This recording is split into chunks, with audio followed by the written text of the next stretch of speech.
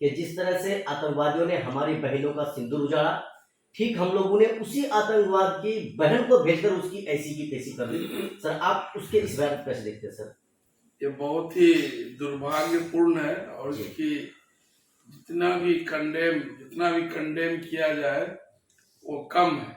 Sir अपनी जान को हथेली में लेकर ये हमारी जान और हमारे सरहद की हिफाजत करते हैं। इस तरह की बयानबाजी से क्या लग रहा है आपको? जो भी महिलाएं वहां पर हैं, चाहे वो हमारे सैन्य बल की तरफ से हो, जवान जो भी हो, उनके दिल में सर इस तरह के बयान से ठेस नहीं पहुंचेगा? फिर निश्चित रूप से ठेस पहुंचेगा।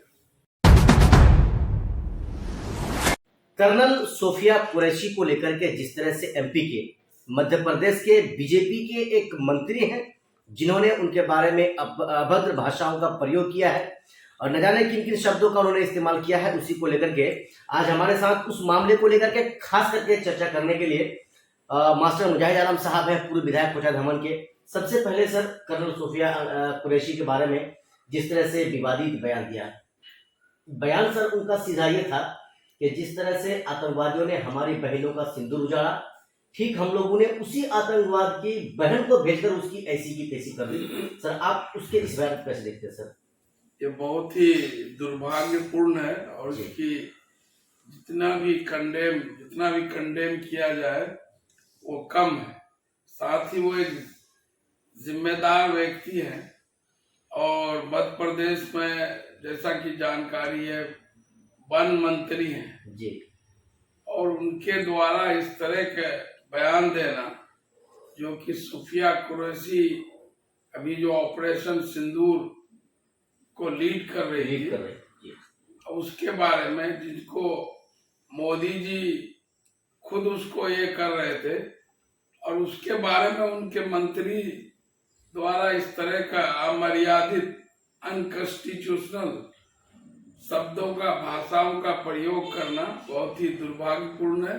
ऐसे मंत्री को तो तुरंत बर्खास्त किया जाना चाहिए और जो है क्या कहते हैं उसको जेल भेजा जाना चाहिए मोदी जी को। ऑपरेशन सिंदूर के बारे में हर छोटी बड़ी चीजों पर पहले नजर रखते हुए सोशल मीडिया के माध्यम तक हर उस खबर को पहुंचा रही थी जो महिला कर्नल सोफिया कुरैशी, उसके बारे में और खास करके बीजेपी के नेताओं को इस तरह की भाषाओं का, इस तरह के सेंटेंस का उपयोग करने की हिम्मत कहां से सर मिलती है?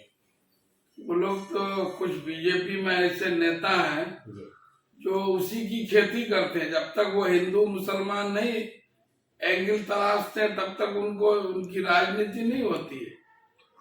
आज जब पहलगाम हमला हुआ, पूरा देश हिंदू मुसलमान सब एकजुट था और जो है मस्जिदों से भी दुआएं में लोग निकले तिरंगा लेकर के।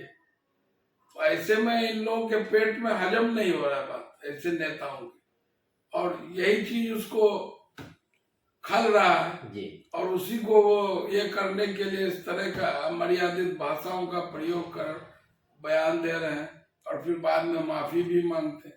तो ऐसे लोगों को माफी की कोई गुंजाइश नहीं है। वो उसको सभ्य समाज में रहने का कोई अधिकार नहीं। वो वन मंत्री वैसे है भी, उनको मोदी जी को चाहिए कि उसको किसी वन में जाके जानवरों के साथ रख दे। जी सर, सबसे पहली बात है ना कि बयान जारी होने के, सोशल मीडिया में वायरल होने के 48 घंटे तक भाजपा की तरफ से कोई कार्रवाई नहीं होती है। उसके बाद जब हाईकोर्ट ये फैसला सुनाती है कि तुरंत उस पर 4 घंटे के अंदर एफआईआर दर्ज हो, तब जाकर उसके ऊपर एफआईआर दर्ज होता है। लेकिन अभी भी कोई सुनवाई सर बीजेपी की तरफ से नहीं, तत्काल उसको पार्टी से भी नहीं निष्कासित किया है। आखिर ये चाहते क्या है सर हिंदुस्तान के अंदर? अब सब तो स्पष्ट है इसमें, और बताने की अगर जरा सी भी उन लोगों के अंदर ये होती तो कब का वो बर्खास्त किए। हाईकोर्ट तक मामला जाना ही नहीं चाहिए था कि ये इतनी बड़ी बात, जब देश खुद संकट में हो, युद्ध में हो, युद्ध तो अभी समाप्त नहीं हुआ, अभी सीज फायर है। और वैसे में ये देश में हिंदू मुसलमान दो कम्युनिटी के बीच में तनाव, एक देश की बेटी जो आतंकवाद से देश के सरहदों की रक्षा करने के लिए लड़ रही है, उसको आतंकवादियों की बहन कहना कहां से न्यायोचित होगा? इसका मतलब यही लोग देशद्रोही है, यही देश को कमजोर कर रहे हैं। ये हर चीज में हिंदू मुसलमान कोसते हैं। आज देश के लिए जासूसी करने वाले अभी जितने लोग पकड़े गए जी, इत्तेफाक से सारे, उसमें कोई मुसलमान नहीं। सारे अगर कोई मुसलमान होते तो अब तक ये लोग कितना हाय तौबा मचा देते। जी, बहुत अच्छी बात है सर। बिहार का एक लाल जो सब इंस्पेक्टर थे, वो भी उसी ऑपरेशन सिंदूर के मामले में या हाल ही में 1-2 दिन पहले उनकी मौत हुई थी सर।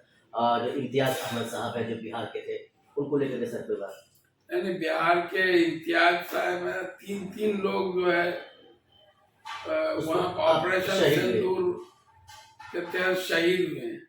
एक नालंदा से, से एक और सीवान से हैं और एक सारण छपरा से जी। 3 लोग सिर्फ बिहार के हमारे पारा मिलिट्री फोर्सेस के जवान, बीएसएफ के जवान इस ऑपरेशन में शहीद हुए हैं।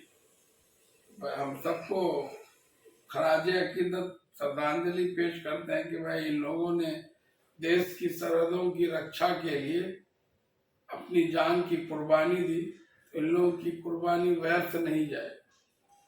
सर, अपनी जान को हथेली में लेकर ये हमारी जान और हमारे सरहद की हिफाजत करते हैं, इस तरह की बयानबाजी से क्या लग रहा है आपको? जो भी महिलाएं वहां पर हैं, चाहे वो हमारे सैन्य बल की तरफ से हो, जवान जो भी हो, उनके दिल में सर इस तरह के बयान से ठेस नहीं पहुंचेगा? फिर निश्चित रूप से ठेस पहुंचेगा। इसलिए सारे लोग जो है, मंत्री जो है विजय शाह के बयान को कंडेम कर रहे हैं, सारे लोग कर रहे हैं, लेकिन बीजेपी के कान तक जू नहीं रेंग रहा है जी।